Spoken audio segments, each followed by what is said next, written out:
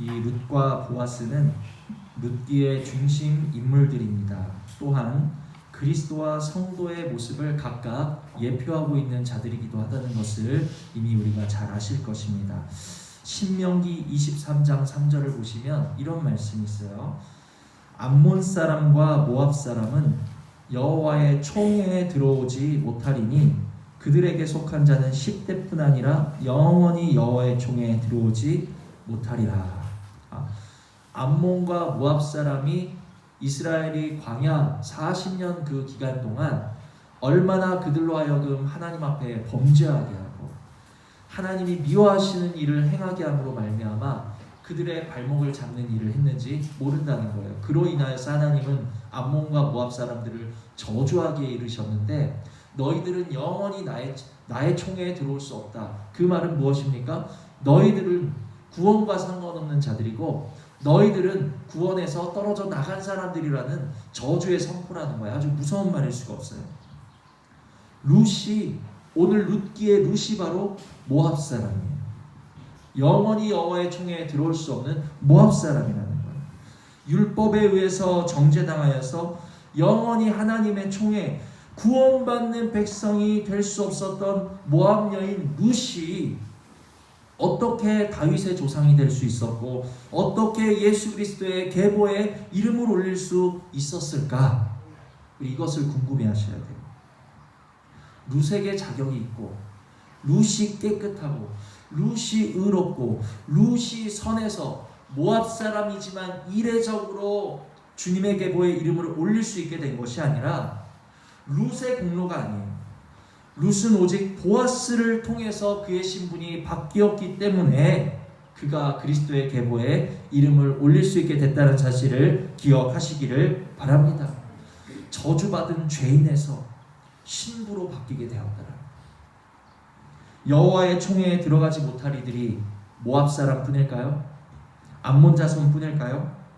오늘 하나님의 말씀을 떠나 살았던 우리들, 내 소견에 옳은 대로 살아왔던 우리들, 구원의 수단이 율법뿐이라면, 율법을 지켜서만이 구원을 얻을 수 있다라면 우리는 감히도 하나님의 나라를 바라볼 수조차 없는 죄인들에 불과하다는 사실을 기억하시기를 바랍니다.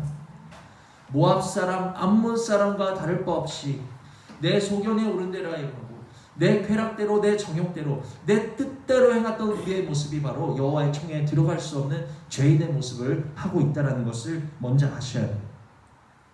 그런 우리가 오늘도 하나님을 찬양할 수 있는 이유는, 오늘도 우리가 기쁨으로 예배할 수 있는 이유는 하나님의 나라를 꿈꾸고 소망하고 나아가서 우리 삶에 누릴 수 있게 하신 이유는 우리의 공로와 우리의 선함과 우리의 의로움 때문이 아니요, 예수 그리스도께서 십자가를 통해 우리의 의로움이 되어 주셨기 때문이고 예수 그리스도께서 다시 부활하심을 통해 우리에게 생명을 주셨기 때문이라는 사실을 믿으시기를 바랍니다. 아멘.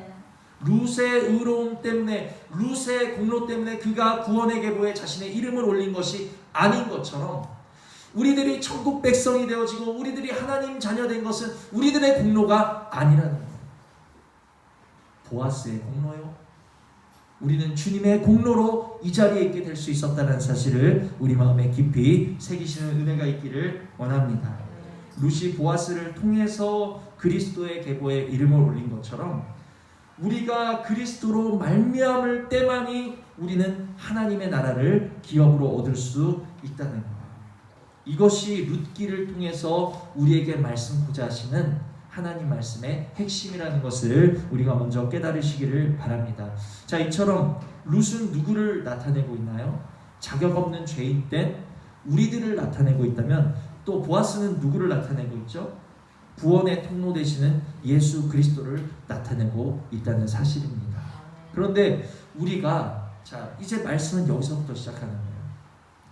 우리가 룻을 보면서 그래, 룻은 죄인된 우리야, 보아스를 보면서 보아스는 그리스도의 모습을 나타내, 거기까지도 맞아요. 그러나 거기서 멈추셔서는 안 돼요. 거기에 더해서 한 걸음 더 나가셔야 되는데, 보아스를 보면서 보아스는 그리스도를 예표하는 사람이야, 거기서 더 나가서 보아스는 우리가 이르러야 될, 우리가 목표해야 될 그리스도의 장성한 분량이 어떤 모습인지를 구체적으로 보여주는 사람이야 라는 것, 그 자리까지 우리가 나가셔야 되는 줄 깨달으시기를 바랍니다. 보아스는 그리스도를 예표하지 거기서 끝, 그게 아니고 보아스가 그의 삶을 통해 예수 그리스도를 예표하고 나타낼 수 있었던 것처럼 보아스도 사람이고 나도 사람인데 어떻게 그를 통해서 예수가 나타날 수 있었을까? 나도 나의 삶을 통해서 보아스처럼 그리스도를 나타내고 싶다 하는 소망의 자리까지 저와 여러분이 나가셔야 된다는 거예요. 아멘. 거기까지 나가셔야 된다.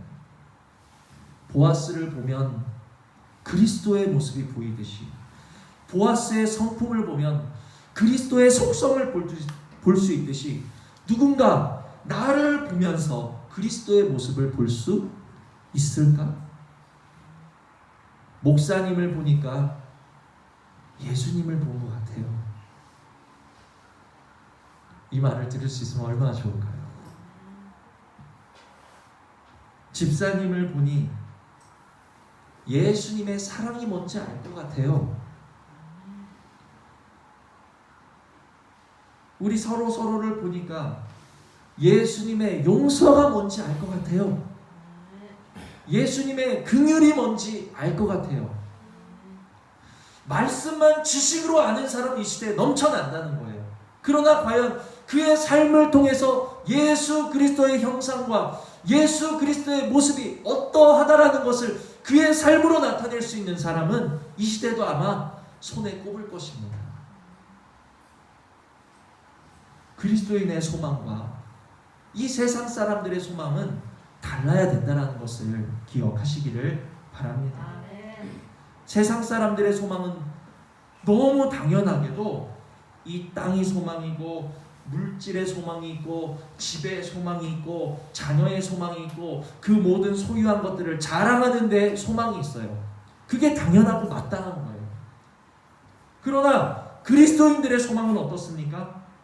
나를 통해서 그리스도가 증거되게, 나를 통해서 하나님의 나라가 증거되기를 소망하고 바라는 것이 또한 마땅하고 당연하다는 사실을 우리는 깨달으셔야 된다는 거예요. 소망은 방향성이에요. 소망이 뭐라고요? 방향성.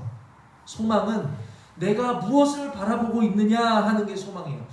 내가 지식으로 알고 있는 게 소망이 아니고, 내가 삶에서 무엇을 바라보고 무엇을 추구하느냐, 그것이 소망과 아주 밀접한 연관을 가지고 있다는 거예요.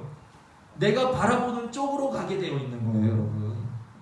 내가 바라보는 쪽으로 가게 되어 있어요. 내가 세상 소망을 바라보고 있다면 결국 데마처럼, 가룟 유다처럼 세상으로 갈 수밖에 없는 거예요.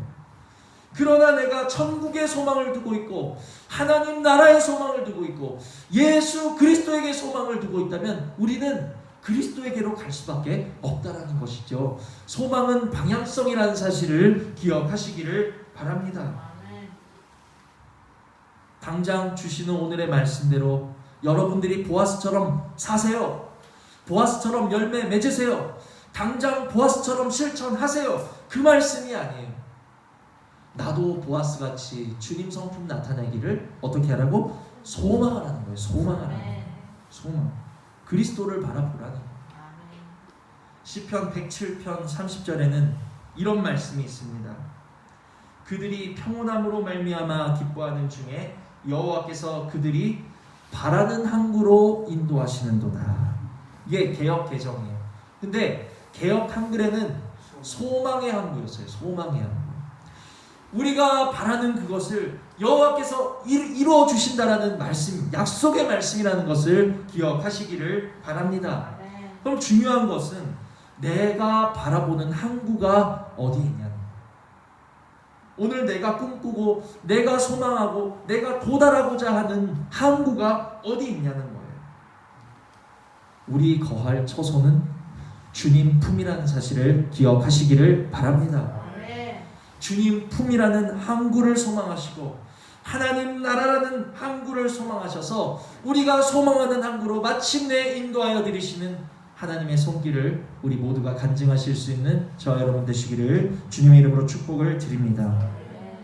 자, 그래서 우리가 보아스를 볼 때 보아스를 통해서 먼저는 그 속에 있는 예수 그리스도의 모습을 깨달을 수 있어야 하고, 또 거기서 더 나아가서 나도 보아스처럼 나도 이와 같이 그리스도를 나타내는 자 되고 싶다 소망하는 자리까지 우리가 나가셔야 된다 하는 것을 제가 지금까지 말씀을 드렸습니다. 자, 잘 이해가 되셨죠? 네. 자, 이제 본격적으로 보아스가 어떠한 모습을 우리에게 보여주고 있는지 말씀을 통해서 살펴보도록 하겠습니다. 3절 4절을 보시면, 룻기 2장 3절 4절, 자, 함께 읽습니다. 룻이 가서 베는 자를 따라 밭에서 이삭을 줍는데 우연히 엘리멜렉의 친족 보아스에게 속한 밭에 이르렀더라. 마침 보아스가 베들레헴으로부터 와서 베는 자들에게 이르되 여호와께서 너희와 함께 계시기를 원하노라 하니 그들이 대답하되 여호와께서 당신에게 복 주시기를 원하나이다 하니라. 아멘. 자, 이제 룻이 모압 지방에서 나오미와 함께 베들레헴으로 돌아옵니다. 그래서 이제 생계를 위해서 룻이 들판으로 나가서 이삭 줍는 일을 하기 시작하는데, 줍다 보니까 어디까지 간 거예요? 보아스의 밭까지 이제 이르게 된 거예요. 그때 마침 보아스가 등장하고 있습니다. 등장하는 보아스가 첫 마디 인사가 뭐였을까요? 보아스의 첫 마디 인사 4절 보시면, 마침 보아스가 베들레헴으로부터 와서 베는 자들에게 이르되 뭐라 그랬어요? 여호와께서 너희와 함께 하시기를 원하노라 하니. 여호와께서 너희와 함께 하시기를 원하노라. 자, 이 속에 뭔가 특별한 걸 찾으셨나요? 이게 무슨 뜻입니까? 아, 그냥 인사인가 보다, 그냥 인사말인가 보다 하고 지나칠 수 있어요. 그런데 여호와께서 너희와 함께 하시기를 원하노라, 이 인사말의 뜻은 무엇입니까? 너희에게 임마누엘의 은혜가 임하기를 원한다, 이 뜻이에요. 너희에게 임마누엘의 은혜가 임하기를 원한다. 임마누엘이 뭐예요? 하나님이 우리와 함께 하신다. 이게 얼마나 놀라운 인사인지 알 수 없어요. 임마누엘이란 말이 언제 등장하는지 아십니까? 이 이후로부터 400년이 지나서 이사야를 통해서 등장하는 임마누엘이에요. 이 임마누엘이라는 말씀이 기록되기 아직 400년도 전에 보아스에는 자기가 만나는 모든 사람들에게 무엇을 빌고 있는 거예요? 임마누엘의 축복을 빌고 있는 거예요. 그리고 보아스가 빌었던 이 축복은 약 1000년이 지나서 예수 그리스도의 오심으로 이루어지게 되는 것을 우리가 알 수 있습니다. 그런데 더욱 중요한 것은 보아스가 이사야보다 먼저 임마누엘을 빌었고, 보아스가 예수 그리스도의 오심을 예언하는 듯이 축복을 했다. 이것도 중요하지만 더 중요한 것은 예언보다, 천사의 말보다 더 중요한 게 뭐예요? 보아스의 삶을 통해서 과연 하나님이 우리 삶에 임마누엘 하시면 어떠한 선하고 어떠한 아름다운 일들이 일어나는지, 어떤 놀라운 역사가 일어나는지 보아스의 삶을 통해서 보여주셨다는 거예요. 이게 놀라운 은혜예요. 여러분, 우리의 말이 참으로 중요하고 놀랍다라는 것을 기억하시기를 바랍니다. 보아스의 말에는 임마누엘, 그리스도의 생명이 담겨 있었다는 거예요. 내 말에는 무엇이 담겨 있습니까? 오늘 저의 말에는, 오늘 여러분의 말에는 무엇이 담겨 있냐는 거예요. 가벼운 첫 마디의 인사조차도 보아스는 진심을 담고 그 안에 그리스도의 생명을 담아서 건네는 보아스의 그 입술이 오늘 저의 입술이 되고 또 여러분의 입술이 되실 수 있는 은혜가 있기를 주님의 이름으로 축복을 드립니다. 가벼운 말 한마디조차도 그 안에 생명을 담아서, 축복하는 마음을 담아서 너희에게 그리스도가 함께 하시기를 원한다. 너희에게 생명이 함께 하기를 원한다. 너희에게 여호와가 함께 하시기를 원한다. 임마누엘의 축복을 건네는 이 보아스의 입술이 오늘 저와 여러분의 입술이 되셔야 된다는 거예요. 자, 한번 우리 인사해 볼까요? 옆 사람 보시면서 임마누엘 하시기를 원합니다.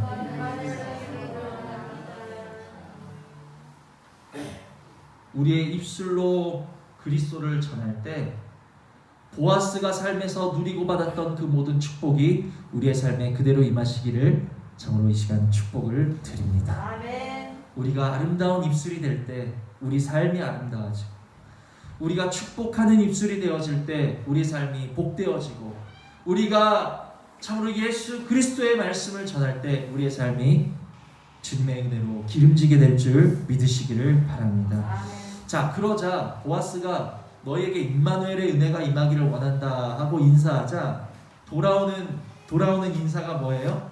자, 4절 보시면 여호와께서 너희와 함께 하시기를 원하노라 하니 그들이 대답하되 여호와께서 당신에게 복 주시기를 원하나이다 하니라. 축복으로 건네고 무엇으로 받고 있어요? 축복으로 다시 돌려받고 있는 거예요. 정말 이런 아름다운 모습이, 이런 축복으로 서로 화답하고 사랑으로 화답하는 이 보아스와 보아스의 이웃들의 이 모습이 오늘 우리 행복한 교회의 모습이 될 수 있고 우리 가정의 모습이 될 수 있는 은혜가 있기를 주님의 이름으로 축복을 드립니다. 아멘. 만나서 입만 열면 그냥 가시가 돋치고, 그냥 뭐랄까요, 저도 그런 적이 있어요. 뭐 그렇게 재밌는 사람처럼 보이는데 그냥 목을 매던 그런 시절이 있었어요. 헛된 말, 의미 없는 말, 쓸데없는 말, 그런 것을 우리의 말들을 낭비하던 시절이 있었다는 것입니다. 내가 어떤 사람처럼 보이려고 하던 그런 시절이 있었다는 거예요. 그러나 오늘 보아스와 이 베들레헴 사람들처럼 사랑으로 건네고 사랑으로 화답받고, 축복으로 건네고 축복으로 화답받는 아름답고 소망이 충만한 우리 행복한 교회 모든 성도님들 되시기를 주님의 이름으로 축복을 드립니다. 근데 우리가 이 4절에서 알 수 있는 것은 너무 간단한 진리예요. 가는 말이 고와야 뭐가 고와요? 오는 말이 고와요. 내가 뿌린 대로 거두고 심은 대로 거두는 거예요. 축복으로 인사하니까 축복으로 화답했잖아요. 누가복음 6장 31절은 남에게 대접을 받고자 하는 대로 너희도 어떻게 해요? 남을 대접하라. 내가 복 받고 싶으면 어떻게 하라는 거예요? 먼저 복을 빌어주라는 거예요. 내가 이해받고 싶으면 먼저 상대방을 이해하라는 거예요. 내가 친절한 여김을 받고 싶으면 내가 먼저 친절하게 여겨주라는 거예요. 보아스가 그런 것처럼.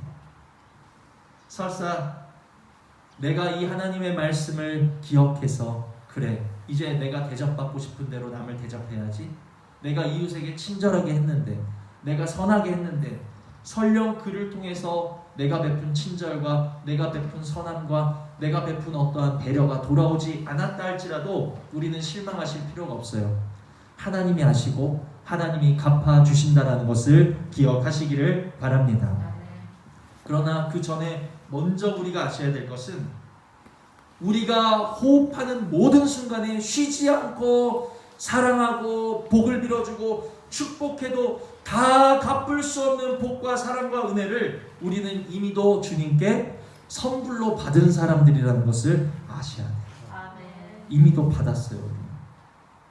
원래는 심은 대로 거두는 것이 정상인데 우리는 심기도 전에 어떻게 된 사람들? 먼저 받은 사람들. 이 사실만으로도 우리는 복을 빌어주고 탕감해주고 긍휼히 여겨줄 이유가 충분하다라는 사실을 기억하시기를 바랍니다. 그 사람이 나에게 주지 않는 것을 보지 마시고 내가 주님께 먼저 받았다라는 것을 기억하셔서 악을 악으로 욕을 욕으로 갚지 말고 도리어 복을 빌어주고 축복하고 사랑하고 용납하고 긍휼히 여길 수 있는 그러한 은혜가 우리 모두에게 있기를 주님의 이름으로 축복을 드립니다. 자, 그래서 우리가 첫 번째 살펴본 보아스의 모습은 참 이웃에 대해서 축복하는, 하나님이 너희와 함께 하시기를 원한다, 임마누엘의 은혜가 있기를 원한다, 그리스도의 생명으로 이웃을 축복하는 모습을 우리가 먼저 봤어요. 아무쪼록 보아스의 축복의 입술이 우리의 입술 되기를 소망하는 자리에 나가실 수 있는 저와 여러분 되시기를 원합니다. 자, 이제 보아스가 밭을 둘러봤어요. 이렇게 나와서 그 이웃들과 함께 인사하고 이제 자신의 밭을 둘러봅니다. 그러다가 낯선 여인을 발견했어요. 누구죠? 룻을 발견한 거예요. 그래서 옆에 그 뭔가 좀 관리, 여기엔 사환이라고 나오는데 이 밭을 책임지고 있는 책임자에게 묻습니다. 저 사람은 누구냐? 누구의 소녀냐? 5절 보니까 보아스가 베는 자들을 거느린 사환에게 이르되 이는 누구의 소녀냐?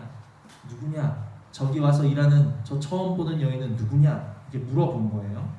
자, 그러자 그 사람이 룻을 누구라고 소개하고 있죠? 6절 보시면 베는 자들을 거느린 사환이 대답하여 이르되 이는 나오미와 함께 모압 지방에서 돌아온 누구요?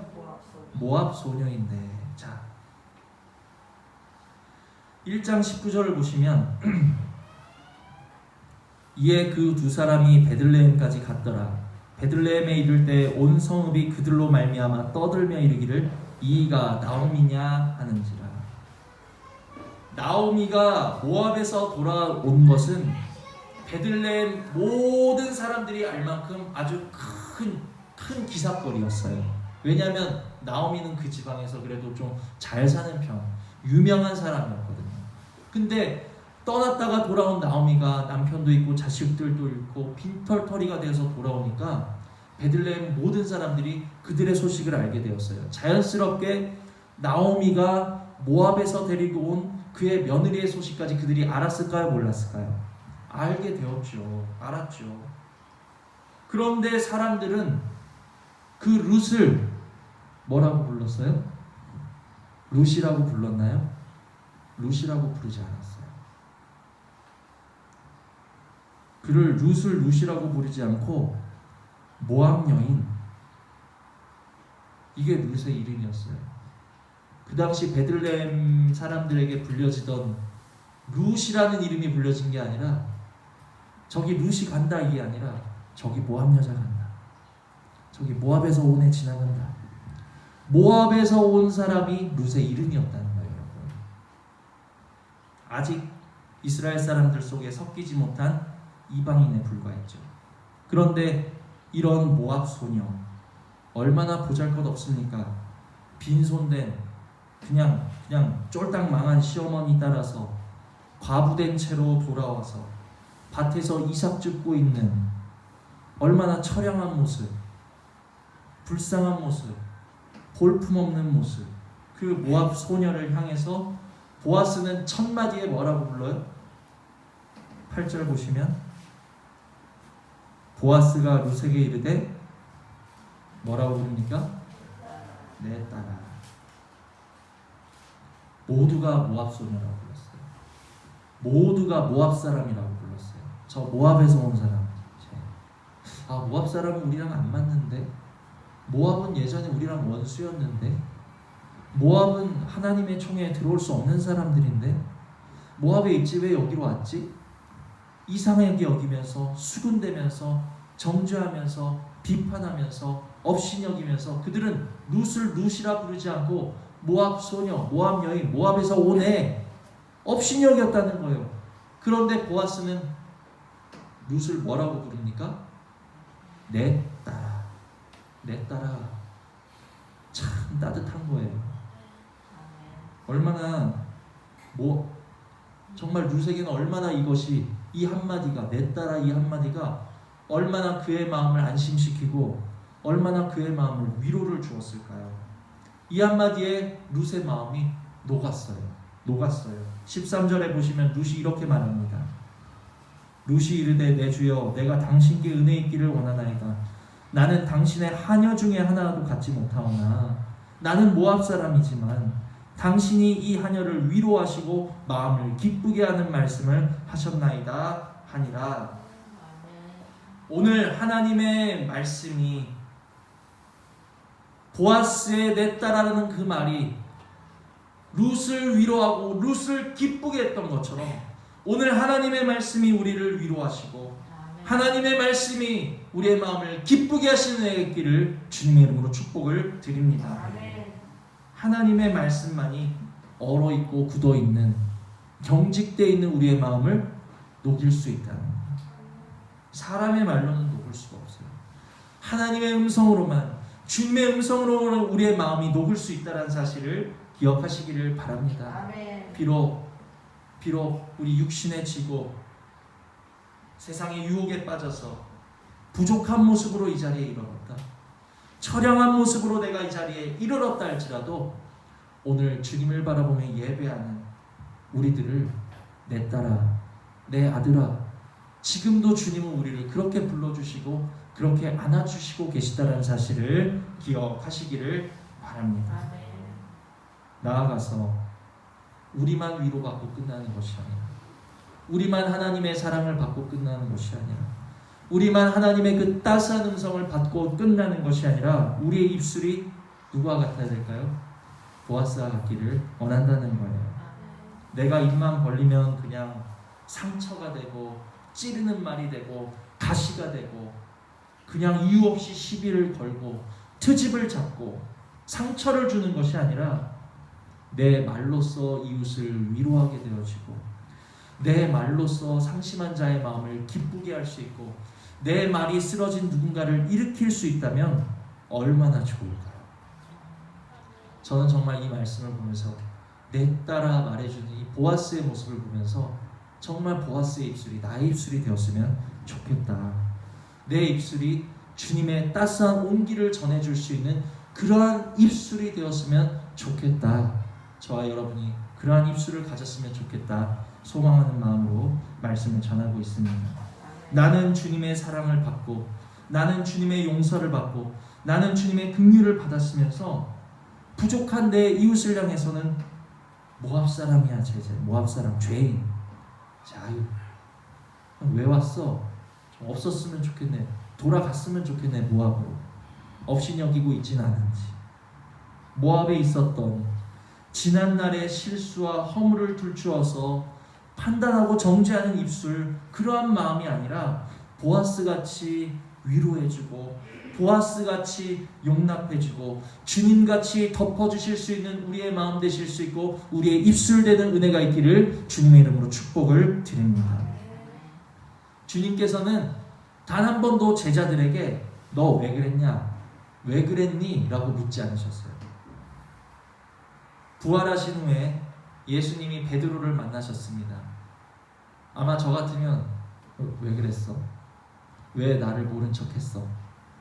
왜 나를 부인했어? 아마 이렇게 물어볼 거예요. 그렇죠? 근데 예수님은 베드로에게 왜 나를 부인했니? 라고 묻지 않으셨어요. 왜 안 물어보셨을까요? 이미 알고 계셨기 때문이에요.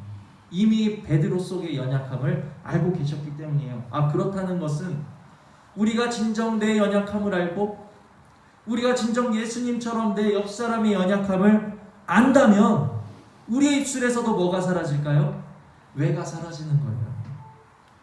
내가 내 옆 사람을 향해서 왜 그럴까? 저 사람 왜 그럴까 하는 것은 아직도 우리의 약함을 알지 못하기 때문이라는 거예요. 그러나 예수님처럼 그 속에 있는 약함을 알고 우리가 약한 존재라는 것을 알면 우리에게서는 왜 그럴까? 이 말이 사라지고 그 대신에 그를 용납하게 되어지고 불쌍히 여기게 되어지고 긍휼히 여기게 될 수 있다는 사실을 기억하시기를 바랍니다. 아무쪼록 보아스의 이 따뜻한 입술이 그리고 주님의 이 용납하시는 그 마음이 우리의 입술이요 우리의 마음 되실 수 있는 은혜가 있기를 주님의 이름으로 축복을 드립니다. 자, 이렇게 룻을 따뜻하게 맞아준 보아스는 이제 룻에게 드디어 오늘 본문이 나옵니다. 본문에서 8절 9절 본문에서 룻에게 세 가지를 당부하고 있는 거예요. 우리 본문 한 번 더 읽어볼까요? 시작.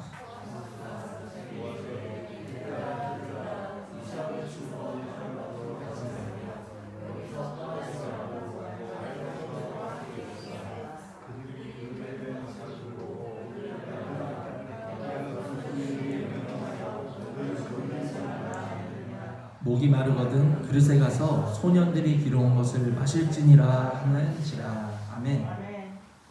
룻에게 이제 보아스는 과거를 따지지 않고 과거를 캐묻는 대신에 세 가지를 당부하고 있는 거예요. 첫 번째 무엇입니까? 내 딸아 들으라. 이삭을 주우러 다른 밭으로 가지 말며 여기서 떠나지 말고. 첫 번째, 여기서 떠나지 말라는 거예요. 여기서 떠나지 말아라. 이 밭에서 떠나지 말아라. 두 번째는 뭐예요? 나의 소녀들과 함께 있으라. 첫 번째는 떠나지 말고, 두 번째는 뭐예요? 함께 있으라. 그리고 마지막 세 번째, 그들이 베는 밭을 보고 그들을 따르라. 그들을 따르라. 여기서 떠나지 말고 함께 있고 그들을 따라라. 이것은 룻의 과거를 캐묻고 있는 것이 아니라 과거는 덮어두고 네가 앞으로 이곳에서 살아갈 수 있는 방법을 알려주고 있는 거예요. 룻이 앞으로 살아가는데 필요한 말씀. 그런데 이 세 가지 당부는 룻에게도 필요한 말씀이지만 누구에게 필요한 말씀이에요? 오늘 우리에게도 당부하고 계시는 주님의 음성이라는 사실을 기억하시기를 바랍니다. 떠나지 말고 함께하고 그들을 따르라. 이것이 우리 삶에 정말 우리가 그리스도인으로서 살아갈 수 있는데 필요한 당부하시는 주님의 음성이라는 것을 우리 마음에 새기시는 은혜가 있기를 원합니다. 자, 첫 번째, 여기서 떠나지 말고. 여기가 어디예요? 보아스의 밭. 우리에게 있어서 여기는 어딜까요? 그리스도에게서 떠나지 않으실 수 있는 은혜가 있기를 원합니다. 예배의 자리에서 떠나지 않으실 수 있는 은혜가 있기를 원합니다. 하나님께서 두신 자리를 함부로 떠나지 않으실 수 있는 은혜가 있기를 원한다는 거예요. 룻이 우연히 보아스의 밭에 이르렀다 했습니다.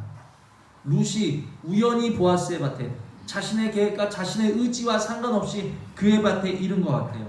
우리가 우연히 주님을 만난 것 같아요. 어느 날 호련히 주님을 만난 것 같아요. 우리가 다 우연히 이 행복한 교회, 많고 많은 교회가 있는데 왜 하필 이곳일까요?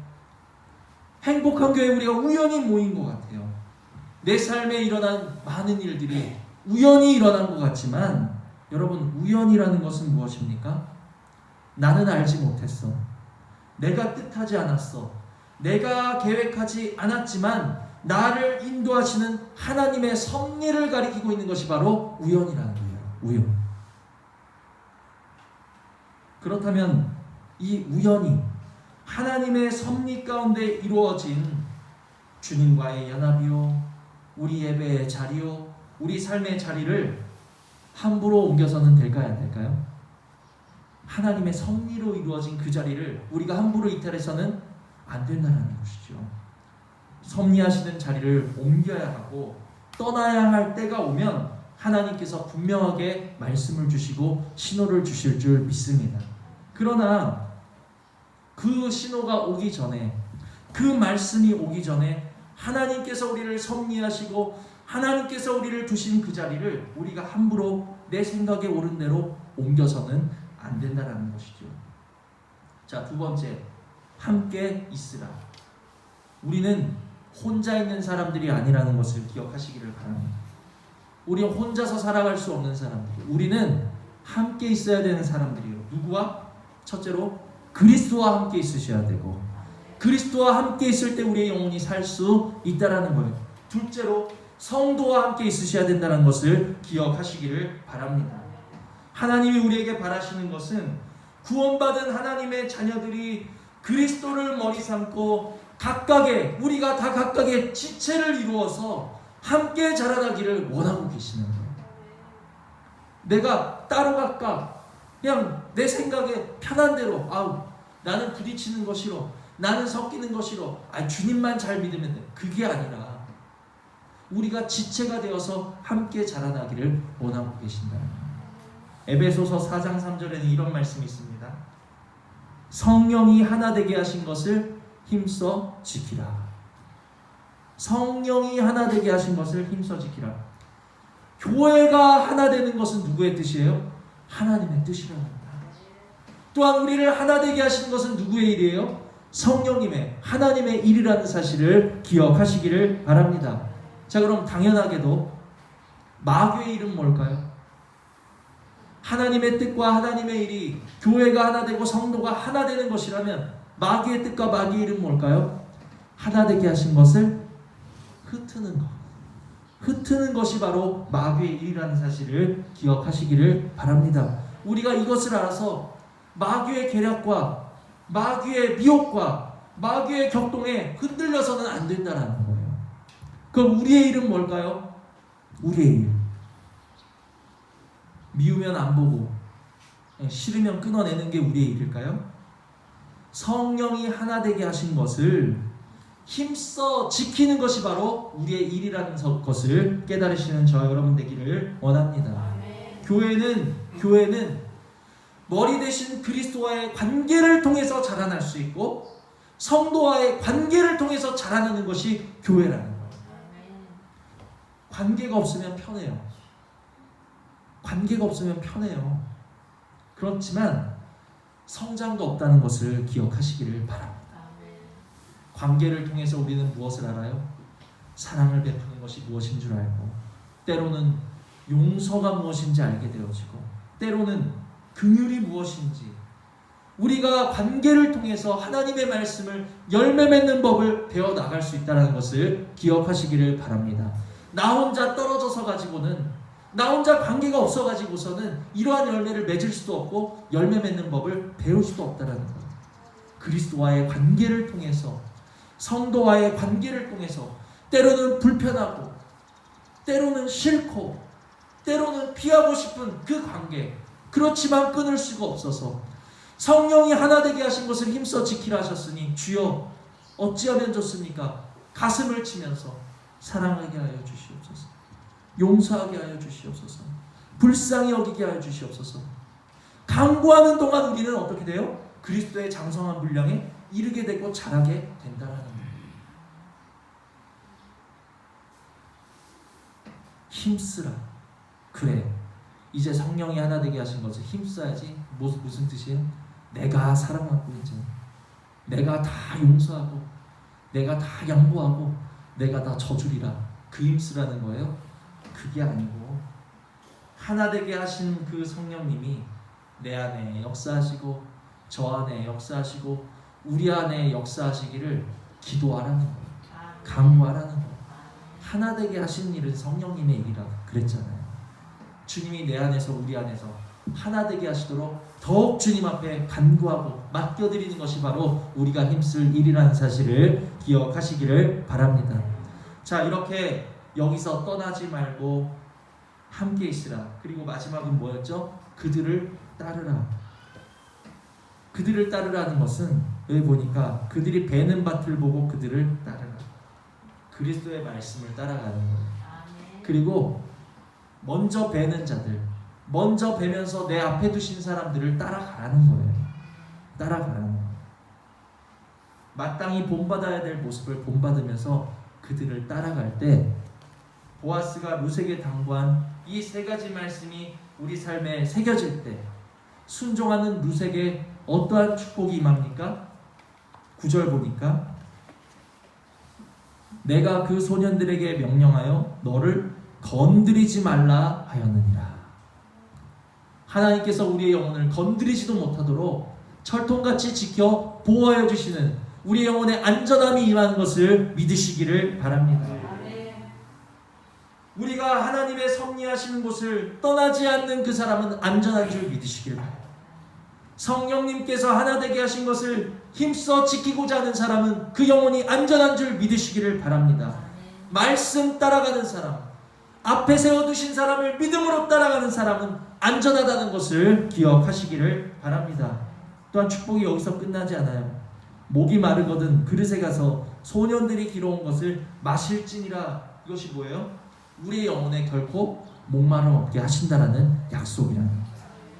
영혼이 목마르지 않다는 것은 무엇입니까? 내 삶이 목마르지 않게 하시겠다는 약속인 거예요. 그러나 내 영혼이 목마르면 어떻게 될 것 같습니까? 여호와의 말씀을 듣지 못하는, 여호와의 은혜가 임하지 못하는, 여호와의 보호하심이 살피심이 임하지 못하는 기갈이 이르게 되면 아모스 8장 13절에 그날의 아름다운 처녀도 젊은 남자도 다 갈아여 쓰러지리라. 우리의 영혼이 갈하지 않으면 우리의 삶도 갈하지 아니하지만 우리의 영혼에 가람이 임하게 되면, 우리의 영혼이 목마르게 되면 우리 삶도 목마르게 되고 우리의 삶에 쓰러짐이 임한다는 것을 기억하셔야 된다는 겁니다. 우리의 영혼의 삶에 하나님의 안정과 평안을 맛보시고 누리실 수 있는 은혜가 있기를 주님의 이름으로 축복을 드립니다. 그렇기 위해서는 보아스가 루색에 당부한 이 세 가지가 우리 마음에 새겨져 있으셔야 된다는 거예요. 떠나지 말고, 그리스도를 떠나지 말고, 하나님이 우리에게 두신 자리를 지키면서 함께하라. 그리스도와 함께 성령님이 하나 되게 하신 것을 힘써 지키는 그 자리에 내가 있을 때, 말씀을 따라가면서 앞에 두신 자들을 신뢰하고 따라가는 그 자리에 내가 있을 때 우리의 영혼은 안전하고 우리의 영혼에는 가람이 없다는 사실을 믿으시기를 바랍니다. 이제 말씀을 정리합니다. 보아스는 그리스도의 예표인 동시에 우리가 장성하여서 이르러야 될, 우리가 열매 맺기를 소망해야 될 모습이라는 사실을 제가 지금까지 말씀을 드렸어요. 오늘의 말씀을 통해서 주님, 내 삶도 보아스같이 그리스도의 성품을, 주님의 살아계심을 나타내고 증거하는 삶 되기를 원합니다. 소망합니다. 우리가 소원의 항구를 이 말씀에 두고 주님을 바라볼 때 우리로 하여금 보아스처럼 축복하게 하시고, 우리로 하여금 보아스처럼 따뜻한 주님의 음성을 전하는 자들 되게 하시고, 우리로 하여금 보아스처럼 영혼들을, 우리 뒤에 오는 영혼들, 우리에게 붙이신 영혼들을 생명으로 말씀으로 인도하는 자리로 마땅히 인도하실 것을 믿으시기를 바랍니다. 들으신 말씀 생각하시면서 우리 잠시 기도하시겠습니다.